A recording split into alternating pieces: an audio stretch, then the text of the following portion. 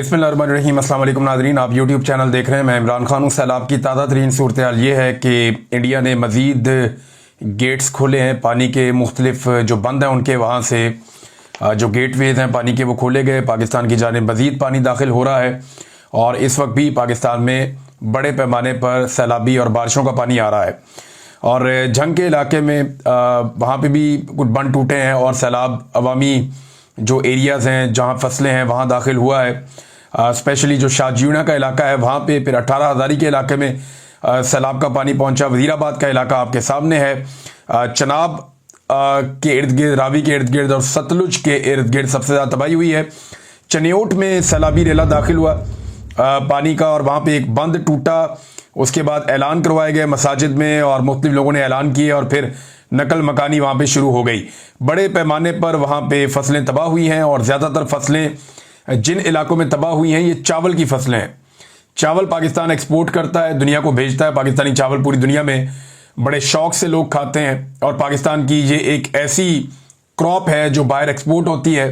तो इस मरतबा पाकिस्तान के चावलों को नाकाबिले तलाफी नुकसान पहुंचा है और ज़्यादा सैलाब उन इलाकों में आया जहाँ पे चावलों की पैदावार होती है, यानी रावी किनारे ज़्यादा होते हैं, सतलुज वाली साइड पे होते हैं, चनाब किनारे होते हैं। और ये जो ज़मीन है हाफजाबाद से लेके ऊपर सादकाबाद तक की और ये नारोवाल की और इसके आसपास शेखुपुरा साइड, ये चावलों के लिए बड़ी मकबूल ज़मीन है। और यहाँ पे जो चावलों की फसलें हैं वो बुरी तरह तबाह हुई हैं। किसानों का एक बहुत बड़ा नुकसान हुआ है।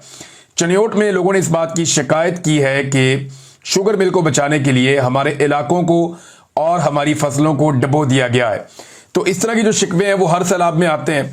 अमीरों की ज़मीनें हमेशा आखिर में डूबती हैं, गरीबों के घर और उनकी ज़मीनें हमेशा पहले डूबती हैं।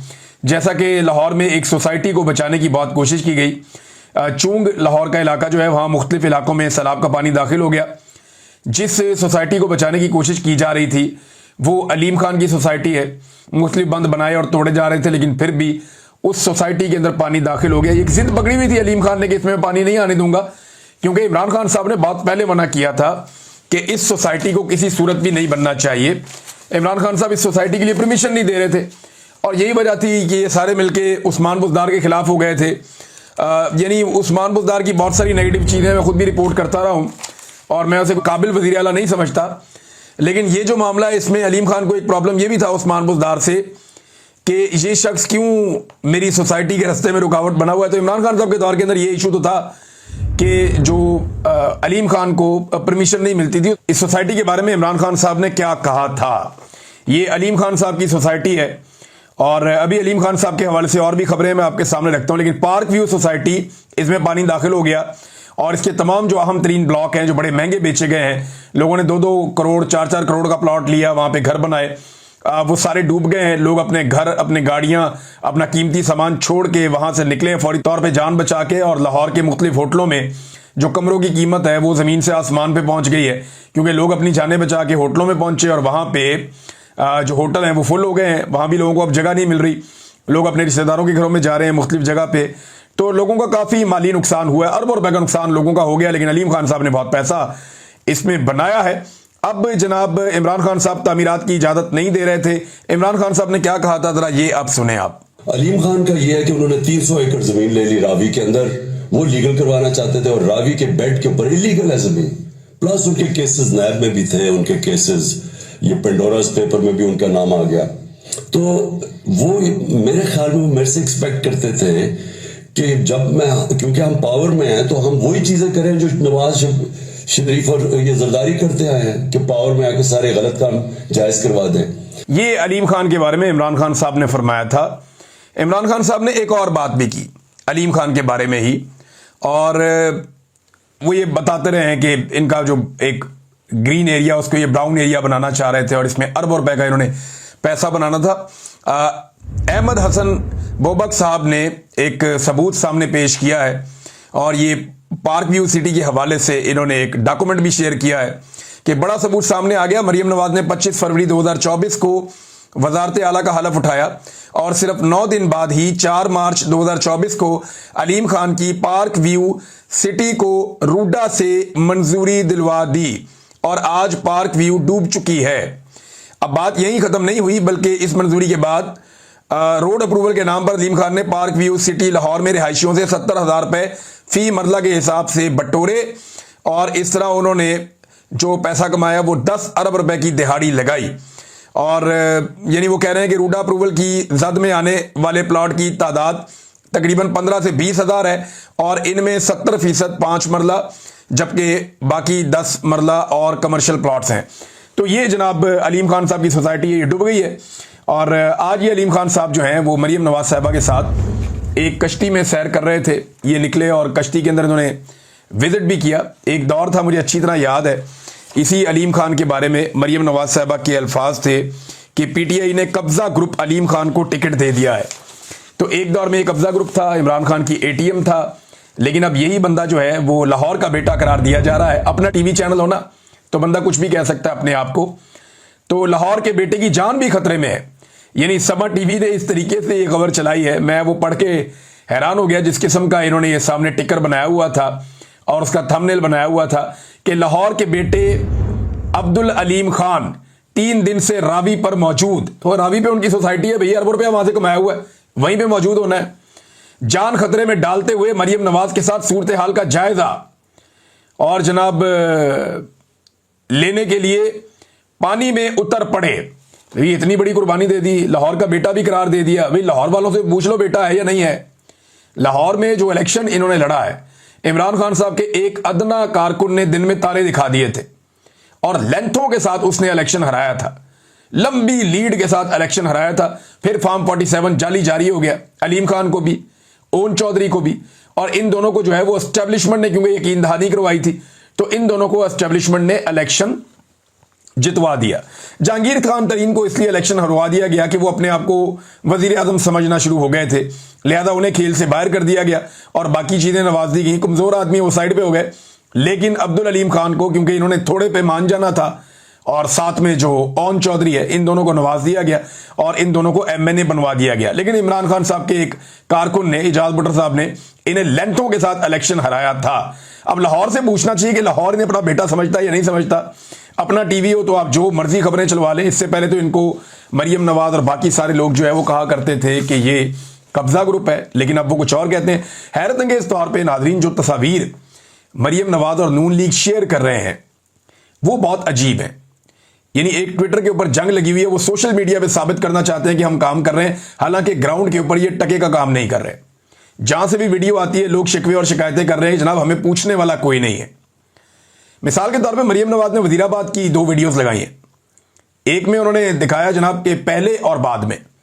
मजे की बात यह कि पहले और बाद में वाली जो वीडियो होती है उसका एक सिंपल एडिटिंग का उसूल है कि एग्जैक्टली वही जगह आपने दिखानी होती है पहले और वही जगह आपने दिखानी होती है बाद में, या वही शख्स आपने दिखाना होता है पहले और वही शख्स आपने दिखाना होता है बाद में। यह है उसूल कि दोनों एक जैसी चीजें हो, उनको वक्त के बाद उसमें जो तब्दीली है वो तब्दीली आपने दिखानी होती है। अब एक तरफ मरियम नवाज ने कोई और इलाका दिखा दिया जो खुश्क है और एक तरफ कोई और इलाका दिखा दिया जो सैलाबजदा है, और दोनों फुटेजेस में कोई मेल ही नहीं है आपस में। एक तरफ किसी और इलाके की फुटेज चल रही है, एक तरफ जो है वो इलाका मुख्तलिफ नजर आ रहा है। समझ नहीं आ रही कि ये क्या हो गया। फिर इन्होंने कुछ ऐसी तस्वीरें शाया की, कुछ ऐसी वीडियोस लगाई नून लीग के मीडिया सेल ने, जहां से उनका दावा है कि चंद घंटों पहले तक बहुत ज्यादा सैलाबी पानी था, लेकिन अब वो दावा करते हैं कि पानी निकल गया वहां से। लेकिन वो जो तस्वीर और वीडियो इन्होंने लगाई उनके अंदर तो ऐसा लगता है कि यहां पे कई हफ्तों से पानी आया ही नहीं। यानी लोग पागल तो नहीं है ना, रोटी को चोची तो नहीं कहते। भाई अगर आप कहीं से सैलाब का पानी निकालेंगे तो जमीन मुकम्मल तौर पे खुश्क तो नहीं हो जाएगी ना 2 घंटों में। भाई जहां पे आज सुबह पानी है 2-2 फुट, 3-3 फुट या 1-1 फुट भी पानी है, या चले 1-1 इंच भी पानी है, जब पानी वहां से निकलेगा तो क्या ये हर चीज एवेपोरेट हो जाएगी फौरी तौर पे? सड़क और साइड पे मट्टी और साइड पे जो घास है, जो ग्राउंड है, या जो वहां पे पौधे हैं, वो सारे मुकम्मल तौर पे खुश्क हो जाएंगे। हैरत होती है, मुझे ऐसा लगता है कि शायद ये पुरानी तस्वीरें कहीं से इनको मिल गई, वो उठा उठा के लगा रहे हैं। जैसे मरियम नवाज ने एक और काम किया, यानी पंजाब हुकूमत के आप कारनामे देखें, एक के बाद एक अजीब कारनामा। मरियम नवाज ने कोई एक मुहर्रम उल हराम के हवाले से मीटिंग की थी, लगभग 2 महीने पहले की बात है। उस मीटिंग की जो वीडियो है उसको सैलाब की मीटिंग बना के जारी कर दिया। ये पंजाब हुकूमत के कारनामे, एक के बाद एक कारनामे कर रहे हैं। एक के बाद एक कारनामा कर रहे हैं और शो ऐसे कर रहे हैं जैसे कि बहुत जबरदस्त ये काम कर रहे हैं। अपनी नालायकी का भी मरियम नवाज ने खुद ही पोल खोल दिया। ये देखें आप, ये एक मरियम नवाज को किसी सहाफी ने सवाल किया और पूछा कि जनाब ये क्या जरूरत थी कश्ती में बैठ के दरिया में जाने की। तो वो कहती मेरे जाने का फायदा हुआ। और फायदा क्या, वो बता रही है कि कश्ती में जाने से मुझे पता चला कि कश्तियों में रेस्क्यू करने का जो बुनियादी सामान है वो मौजूद नहीं है। यानी अपनी नाअहली का, अपनी हुकूमत की नाअहली का खुद ही पोल खोल रही हैं। वायरलेस सिस्टम नहीं है, इमरजेंसी लाइट्स नहीं है कि रात के वक्त और शाम के वक्त जाना पड़े तो, लाउड स्पीकर जो है वो भी नहीं है, और इसके अलावा फर्स्ट एड्स का भी सामान नहीं है, खुश्क राशन जो है वो भी नहीं है, और कश्तियों के इंजन भी बेहतर हालत में नहीं है, चलती हालत में नहीं है, यानी उनको भी ठीक करवाने की जरूरत है। तो ये मरियम नवाज साहब को पता चला। अब सैलाब की प्रेडिक्शन जो है वो 15 दिन से ज्यादा हो गए आई हुई है। 1 महीने पहले से वार्निंग जारी की गई थी महकमों की जानिब से कि सैलाब आ सकता है। तब से लेकर अब तक ना कश्तियां चेक की गई, ना लाउड स्पीकर चेक किए गए, ना लाइटें चेक की गई, ना इंजन चेक किए गए, और ना ही रेस्क्यू करने का जो एक बुनियादी सामान होता है वो कश्तियों को या रेस्क्यू वालों को मुहैया किया गया। गो के रेस्क्यू का महकमा जो है वो बड़ी जांफिशानी के साथ काम कर रहा है, बड़ा जोर लगा रहा है। अगर ये सियासतदान इस सारे मामले से बाहर हो जाएं तो शायद वो दुगना काम कर सकें। अब ये कश्ती के अंदर बैठ जाते हैं और हाथ हिला रहे हैं, कैमरामैन इनके साथ हैं। मजे की बात यह कि कैमरामैन एक नहीं है ना, ये मिसाल के तौर पे ये वाले कैमरे में ड्रामा कर रही है ना, तो यहां पे हाथ हिला दिया, यूं करके हाथ हिला दिया। अब ये इनके दिमाग में नहीं है, इनको प्रोडक्शन का भी बिल्कुल नहीं पता कि एक कैमरामैन इधर भी बैठा हुआ है, वो जब वीडियो बना रहा है तो वो ये दिखा रहा है कि ये हाथ उधर हिला रही है, उधर बंदा ही कोई नहीं है, पूरा का पूरा दरिया खाली है। तो टिकटॉक बनाने के लिए आपको दिमाग में यह भी रखना पड़ता है कि जब मल्टीपल कैमरे काम कर रहे हों तो आपको रियल काम करना पड़ता है। आप ड्रामा करते हैं तो दूसरा कैमरा पकड़ लेता है, तो यहां पे मल्टीपल कैमरे काम कर रहे हैं। सामने वाले कैमरे में अगर उसकी फुटेज आएगी तो लगेगा जैसे मरियम नवाज हाथ हिला रही है, और वहां पे लोग शायद बहुत सारे खड़े होंगे, बाद में अगला कट लगा देंगे कहीं और से लोग किसी को हाथ हिला रहे होंगे तो उसको दिखा दिया। लेकिन जो इधर वाला कैमरा है जब वो वहां से शूट होगा तो वो दिखाएगा कि यहां पे तो 1 मील तक कोई नहीं है और इतनी दूर भी कोई नहीं है कि कोई नजर आ जाए। लिहाजा ये इस किस्म की अजीबोगरीब हरकतें कर रहे हैं, सिर्फ सोशल मीडिया के ऊपर या अपने मीडिया के ऊपर ये कंपेन चला रहे हैं कि बहुत ज्यादा काम किया है मरियम नवाज ने। हालांकि खुद ही उन्होंने अपनी नालायकी का, अपने नकम्मेपन का पोल खोल दिया है कि किसी किस्म का काम करने के वो काबिल नहीं है। ज्यादातर जो कश्तियां भी नादरीन चल रही है ना, मैं इसको इसलिए जानता हूं कि मैंने पिछले फ्लड में काम किया था। जो रेस्क्यू 1122 की कश्तियां हैं ना वो और तरह हैं, वो डिजाइंड है स्पेशली, और वो बनाई जाती हैं एक स्पेशल वो जगह से बनती है, मुझे पता है उसका, ये बाकायदा ऑर्डर देके बनवाते हैं। अब वहां रावी पे ना बहुत सारी ऐसी कश्तियां हैं जो किराए पे चलती हैं। ये 12 दरी लेकर जाती थी, वापस आती थी, वहां थोड़ा सा एक झील सी बनी उसमें सैर करवाते थे। अब वो कश्तियां हायर कर ली गई हैं, उनके ऊपर जो जाता है उन कश्तियों पे भी ड्रामे कर रहे हैं। साथ रेस्क्यू वाले भी लगाए हुए हैं, साथ ये भी लगाए हुए हैं। वो बेचारे जो काम करने वाले लोग हैं उनको भी काम नहीं करने दिया जा रहा। तो यहां पे सारे के सारे एक ड्रामा चला रहे हैं, एक टिकटॉक शो चल रहा है जिसमें सारे ये साबित करने की कोशिश कर रहे हैं जनाब हमने बहुत काम कर दिया, हमने तबाही फेर दी, हमसे ज्यादा बेहतर काम कोई नहीं कर सकता। अच्छा, भारत की जानिब से पाकिस्तान को एक प्रॉब्लम अब रहता है अक्सर कि भारत पानी रोक ले तो पाकिस्तान के लिए खुलवाना एक बहुत बड़ा मसला बन जाता है, और भारत अगर पानी खोल दे तो पाकिस्तान के लिए पानी बंद करवाना भी एक बहुत बड़ा मसला बन जाता है।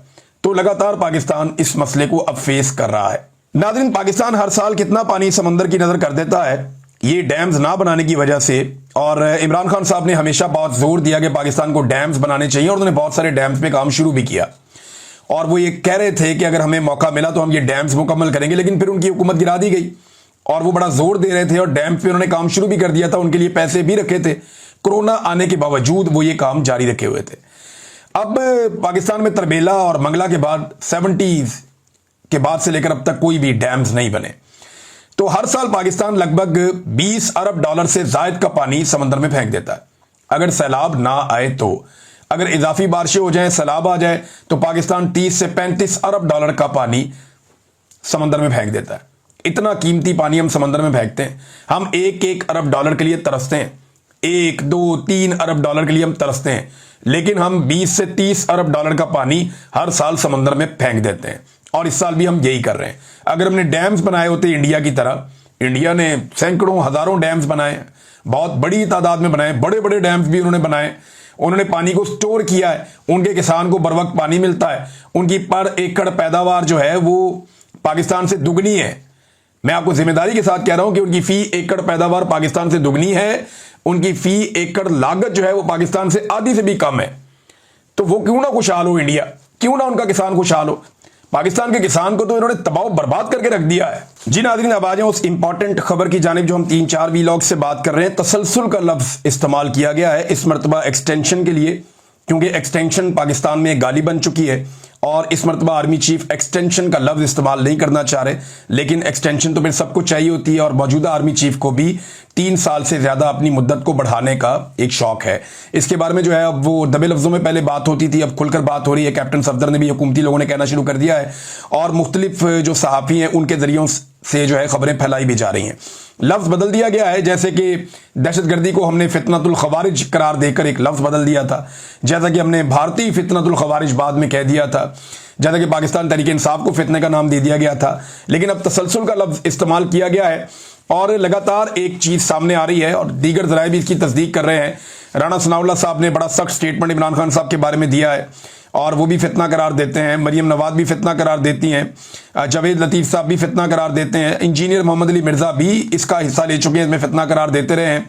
ख्वाजा साद रफ़ीक साहब ने भी इसी तरह के अल्फाज इस्तेमाल किए कि इनके ऊपर शयातीन उतरते हैं। पहले भी इमरान खान साहब के ऊपर मजहबी मामला उठाया गया था।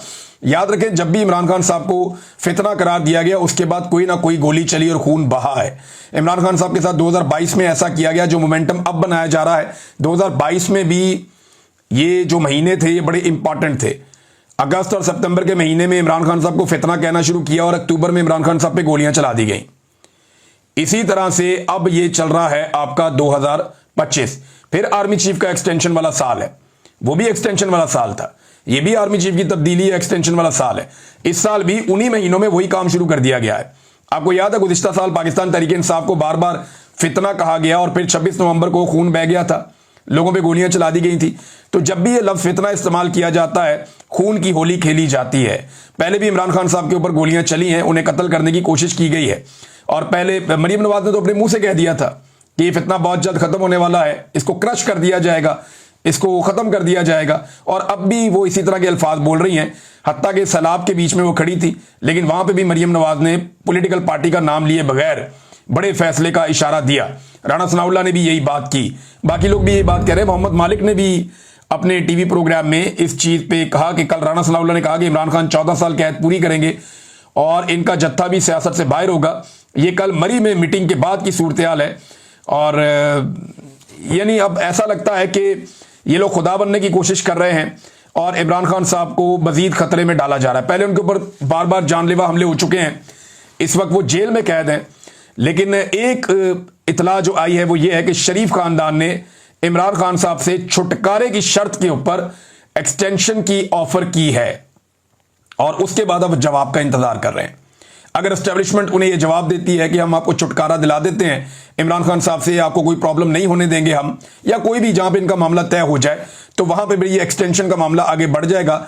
अब इस हुकूमत को एक्सटेंशन के बदले में सिर्फ इमरान खान साहब से बचना है और एस्टेब्लिशमेंट भी ये बात समझती है कि अगर उन्होंने इमरान खान साहब से बचना है तो, या मैं एस्टेब्लिशमेंट जब बोल रहा हूं तो ऊपर के 2-3 लोग हैं जिनकी नौकरियों का मसला है, तो उन्हें भी ये लगता है कि इमरान खान साहब से बचने के लिए उनका एक्सटेंशन लेना और इक्तदार के अंदर रहना जो है वो इस वक्त जरूरी है। तो DGISPR भी फितने का लफ्ज इस्तेमाल करते रहे, बाकी सारे लोग भी करते रहे, सूरत हाल उसी तरफ जा रही है। और अब बहुत सारे और लोग भी ये बता रहे हैं, मुझे कुछ और सोर्सेज ने भी बताया, जब मैंने अपनी पिछली खबर शेयर की तो उन्होंने कहा जी बात आपकी बिल्कुल ठीक है, ये बातें अब चल रही हैं और इस्लामाबाद में, रावलपिंडी में ये बात गश्त सुनाई दे रही है कि एक्सटेंशन के बदले में PMLN ये चाहती है कि इमरान खान साहब का बंदोबस्त किया जाए। अब इसका मतलब क्या है ये आपको आने वाले दिनों में और क्लियर हो जाएगा, ये पाकिस्तान तहरीक इंसाफ जो है वो ज्यादा बेहतर बता सकती है। नाज़रीन, पंजाब में एक अजीबोगरीब नोटिफिकेशन निकाल दिया गया, यानी इनके बहुत अजीबोगरीब काम होते हैं। ये नोटिफिकेशन मैं आपको दिखाता हूं और यानी इस मुआशरे को ये तबकात के अंदर बांट रहे हैं और लोगों को अलग कर रहे हैं और ताकतवर लोगों को अलग कर रहे हैं। नोटिफिकेशन क्या कहता है जरा ये आप देखें, ये ऑर्डर है जनाब और इसके ऊपर तारीख लिखी हुई है 28 अगस्त 2025 की, जब सैलाब आया हुआ पंजाब में। फोकल पर्सन तैनात किया गया एक शख्स को और ये मिस्टर जुनैर मकसूद साहब को सेक्शन ऑफिसर हैं।